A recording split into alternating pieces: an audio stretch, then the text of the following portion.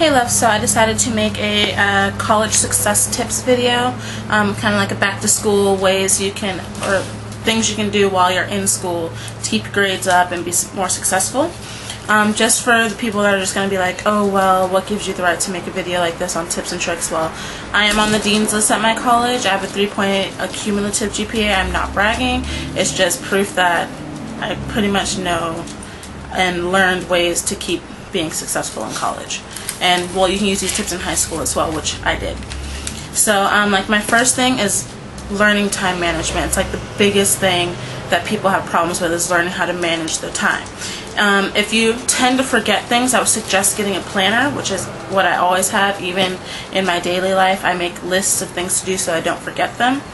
This is by Studio C, and it's from Walmart, and it was only like $3.49, and this goes from July 2011 to December 2012, so you could still use this through fall semester of 2012. So this is like the little first page, and then each month has a divider, and it has like the month on it, and then at the beginning of each month it has the month, and you can write in like birthdays or whatever you want, and then each day you can write down what you need to do, and it also has a checklist on the side so you can check off that you did that thing, whatever you need to do for each day.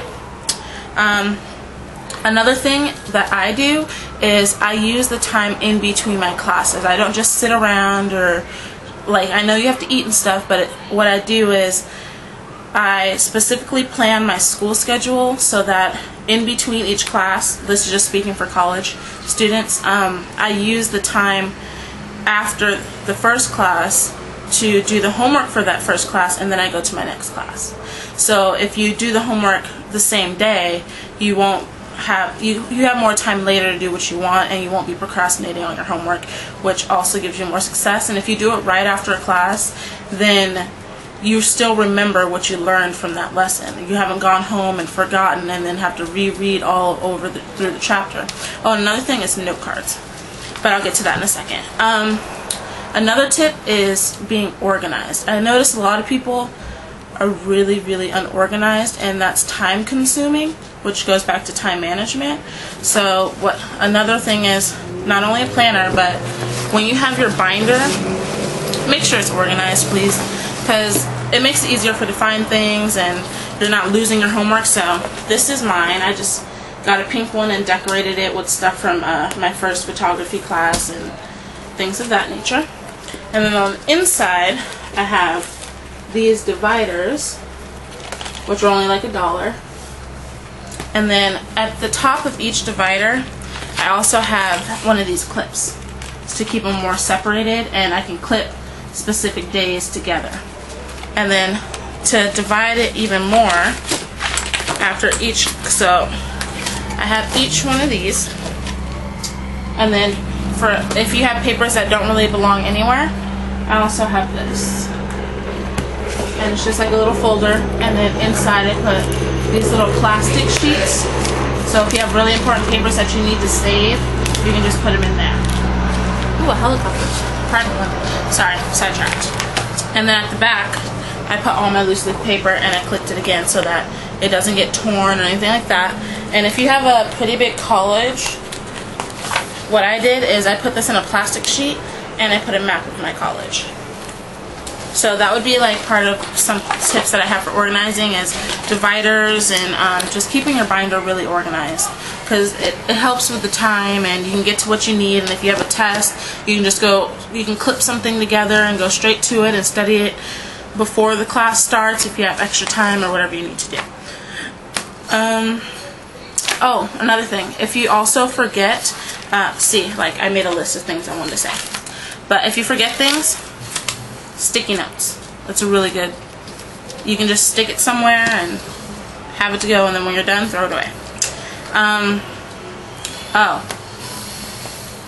another thing, the reason I say having planners and lists and sticky notes is because if you write it down instead of just thinking about it, you're less likely to forget it if you write something down first.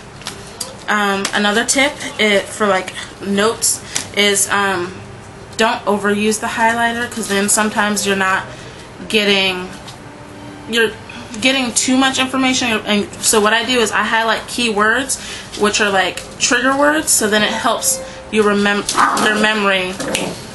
Hold on, stop. It helps your see, I should have wrote a sticky note, but it helps.